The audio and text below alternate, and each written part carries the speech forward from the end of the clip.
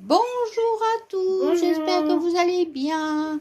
Voilà, on a un petit peu exactement, mais il me semble que j'avais bloqué le livre au chapitre, à ce chapitre-là. Je ne dis pas parce que je ne dis pas, peut-être que c'est c'est une énigme, donc je ne dis rien, mais vous saurez quand même. De l'autre côté du cookie, Swan et Neo observent une table sur laquelle reposent 2 plaques de cuisson. Comme dans nos vidéos, s'amuse Swan. Comme dans nos vidéos, imite l'avatar avec une voix ironique. C'est maintenant que tu percutes? Oh, ça va, fiche-nous la paix, s'énerve Néo. Mais c'est qu'il mordrait le petit, hein? C'est quoi ça? Une nouvelle épreuve que mon intelligence supérieure a concoctée pour vous. Voyez-vous, les zombies pancakes qui vous poursuivent ne peuvent être vaincus que par une arme violette. Arme que vous allez devoir cuisiner. Cuisiner une arme? Oh oui, ça ne devrait pas être trop difficile pour vous, étant donné vos exploits en vidéo. Mais il n'y a pas de violet parmi les ingrédients, constate Swan. Oups, j'ai dû oublier d'en mettre. Vous allez devoir vous débrouiller autrement. Attention, vous ne pouvez utiliser que 2 pâtes à pancakes. Les cris des zombies se rapprochent. Swan et Neo se mettent au fourneau sans perdre de temps. Je pense qu'on doit utiliser la pâte bleue et la pâte rouge, dit Neo. Ah bon? Moi j'aurais dit la jaune et la bleue. Si tu souhaites donner raison à Neo, va en 103. Si pour suivre la vie de Swan, rends-toi en 77. Bah oui, moi je suivrai. Là. D'accord? Alors, on va aller voir. Anna. Alors, les garçons dessinent leurs épées sur les plaques de cuisson, en mélangeant la pâte bleue et la rouge. Les armes cuisent rapidement et prennent une couleur violette. C'est la bonne couleur, s'exclame Swan. Oui, le bleu et le rouge donnent du violet. C'est bien ce que je pensais. Les zombies ont eu le temps de se rapprocher et ne sont plus qu'à quelques mètres d'eux.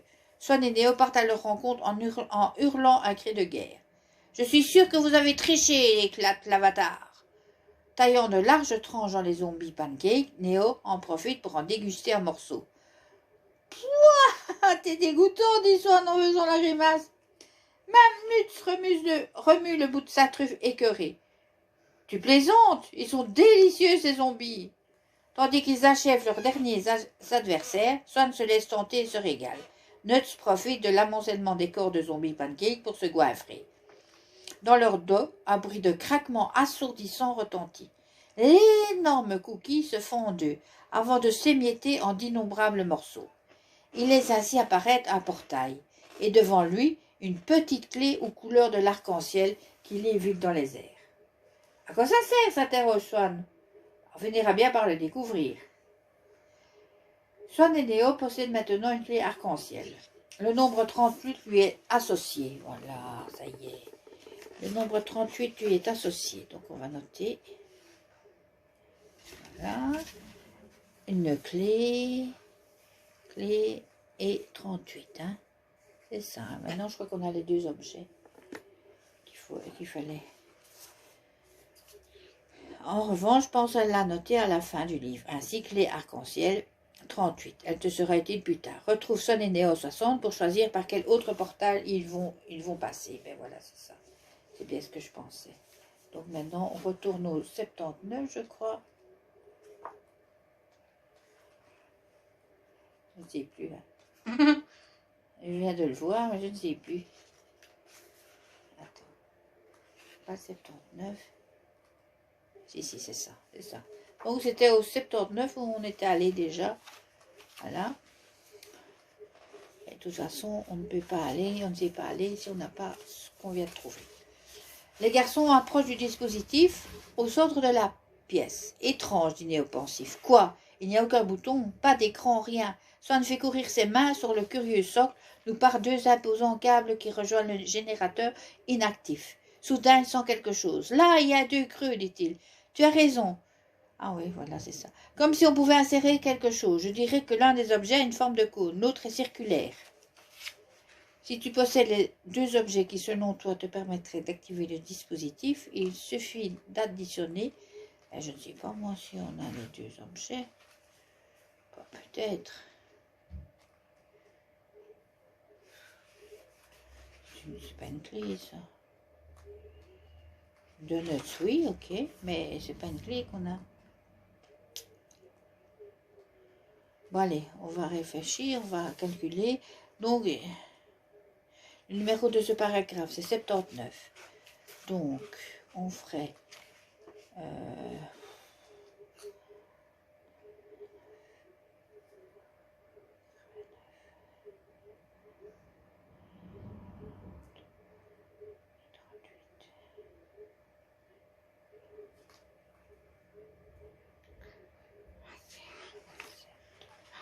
Non, c'est pas ça. Non, on n'a pas encore les deux. Voilà, c'est reparti. En fait, voilà, nous avions choisi un portail précédemment pour déverrouiller la porte grâce à la plaque de plastique. On se souvient, il y avait un code, on avait additionné et tout. Donc, on repart, on est au 50, c'est là. Et là, on doit choisir un autre que celui qu'on avait choisi. Donc, on en choisit un autre. Et on va aller voir ce qui est écrit. Néo avance plus vite, Nut est en danger, crie Swan qui court à toutes jambes en direction de la tour rose. J'arrive, j'arrive. Il pousse de concorde la porte de plastique afin de pénétrer à l'intérieur de l'édifice. Au centre de la pièce se trouve une toute petite boule de poil. Mais on est allé là, non? Non. Oui. Oui, ben oui, voilà. Là, on est déjà allé en 62. À toi de choisir sur quel bouton Swan et Néo. On avait choisi le bon bouton. C'est quel bouton? Attends, on va arrêter, c'est pas encore ça. Les garçons s'approchent du portail qui projette autour d'eux, de lui. Donc ça, on est retourné, on a choisi un autre portail parce qu'on ne trouve pas. Ce portail me fait trop penser à maman, dit Swan. Pas étonnant avec toutes les paillettes et les couleurs roses et flashy qu'on voit tourbillonner dans le vortex. Il me semble qu'on l'avait déjà lu, mais c'est pas grave. Nut observe lui aussi le portail. Une paillette vient se poser sur le bout de sa truffe et le fait éternuer. Tchoum, ce qui amuse beaucoup les garçons. Impatient de découvrir quel monde se cache de l'autre côté, il s'élance, mais s'écrase contre une barrière invisible. Pouah! Vous auriez dû voir votre tête. Une petite barrière de ma géniale conception protège l'accès à ce monde. Vous allez devoir trouver l'objet qui vous permettra de passer. Swan et Néo se frottent le nez. Si tu possèdes un objet qui, selon toi, permet de passer la barrière, il te suffit d'additionner le nombre qui lui est associé au numéro de ce paragraphe. Donc voilà, bon, moi j'imagine que c'est cet objet-là. Donc le numéro du paragraphe, c'est 47.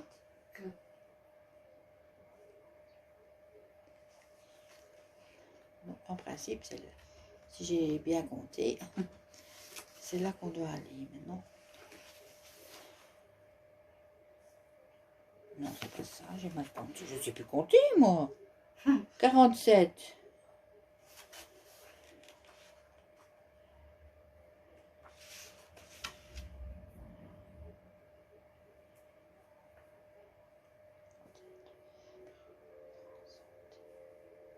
Non, je ne sais plus compter, effectivement. Je ne sais plus compter. Ah là. Ça y est, on a trouvé. J'espère. Swan présente la clé arc-en-ciel près de la barrière invisible. Comment savoir si ça marche, demande-t-il. Néo tend la main, s'attendant à rencontrer une résistance, mais il touche du bout des doigts la surface tourbillonnante du portail. C'est parti, lance-t-il en entraînant Swan par la main. De l'autre côté. De l'autre côté, les garçons découvrent un monde féerique incroyable.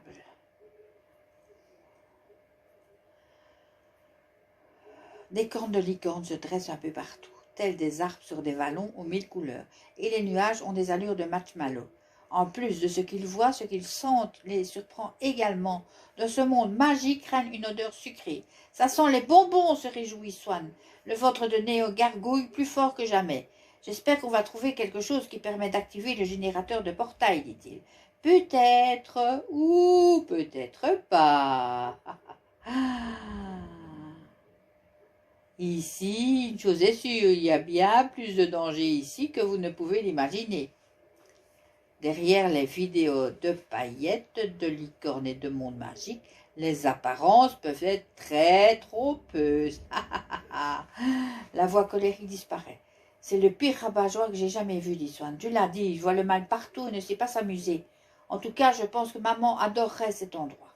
Néo approuve tous sourire, continuant d'observer les merveilles qui les entourent et que jamais ils n'auraient cru pouvoir voir de leurs propres yeux. Néo, dit Licorne.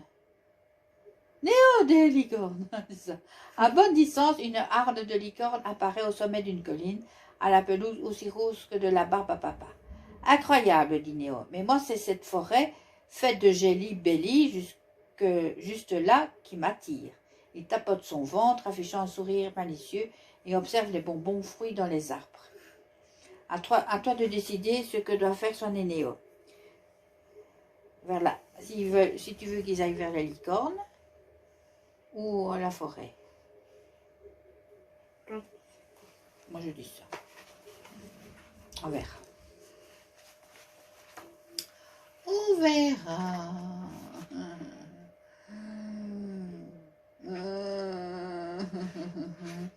Oh là, j'arrive pas à la voir. Bon, allez, c'est déjà pas game over. Foulant le sol cotonneux sinuant entre les buissons allure de barbe à papa, Swan et Néo se rapprochent de la harde de licorne. Ces dernières broutent une herbe faite de sucre et de paillettes. Leur pelage plus blanc que la neige, scintillant sous le soleil éclatant, tout comme leur crinière arc-en-ciel étincelante qui s'agite amplement dès qu'elles tournent la tête. « Doucement, dit Swan qui observe son frère se précipiter. Trop tard. Les animaux féeriques dressent leur tête, faisant pointer leurs cornes dorées. Les licornes hument l'air, repèrent immédiatement les garçons et s'enfuient galopant, effectuant de larges bonds, ne laissant dans leur sillage que des paillettes et des couleurs arc-en-ciel. « Mince, dit Néo, j'aurais dû être plus discret. Je suis désolé. » Swan ne répond rien et fait signe à son frère de se taire. Il pointe quelque chose du bout des doigts. Une jeune licorne n'a pas suivi la harde et les observe curieuse, à bonne distance. « Qu'est-ce qu'on fait ?» murmure Swan. « Elle est vraiment belle. J'aimerais bien trop l'approcher. » Alors, qu'est-ce qu'ils doivent faire? Ils vont l'approcher ou bien ils vont dire quelques mots pour la rassurer? Dis-moi. Ça ou ça?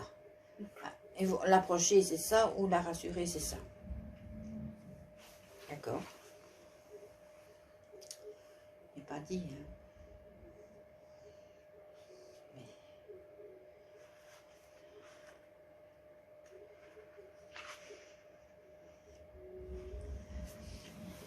C'est ça. Ouf, on y est arrivé. Néo s'interroge son frère du regard qui approuve d'un hochement de tête. Voilà, ne crains rien, dit-il doucement en approchant petit à petit de la nuée. On ne va pas te faire de mal, on est des amis. La jeune licorne effectue un pas timide vers eux. S'ébrouant, à moins d'1 mètre des garçons, elle avance la tête et se laisse caresser. Je crois bien que je n'ai jamais rien touché d'aussi doux, déclare Swan. On cherche à activer un générateur de portail. Tu pourrais nous aider, demande Néo à l'animal. La licorne fixe sur lui un regard d'un azur très pur qui respire la bienveillance et l'intelligence. Elle s'éloigne des garçons au pas, puis s'arrête et se retourne pour les attendre. Elle veut qu'on la suive, lance Swan. Sans perdre une seconde, il s'élance à la suite de l'animal. La licorne les conduit à bord d'un ruisseau à l'eau chatoyante et argentée, puis les amène sur les nuages roses et jaunes qui font pleuvoir ici de petits pétales colorés. Finalement, ils se retrouvent devant une grande prairie pailletée. La bête fait mine de s'en aller. « Tu ne restes pas ?» demande Néo. La licorne s'ébroue, comme pour dire non, puis se laisse caresser une dernière fois par les garçons. « C'est quoi ça ?» demande Swan après qu'elle est partie en pointant le centre de la prairie. Vite, poursuit ta lecture en page 61, chapitre 61. Voilà, on y est maintenant, chapitre 61. Maintenant, on va rester là parce qu'on a déjà... Ou alors, on fait un deuxième truc, quoi, mais... Allez, tu dis au revoir. Un deuxième ou fait un deuxième, oui. Parce qu'on a la flûte. Parce qu'on est déjà à 14 minutes, donc c'est un peu long, ça. On va en 61.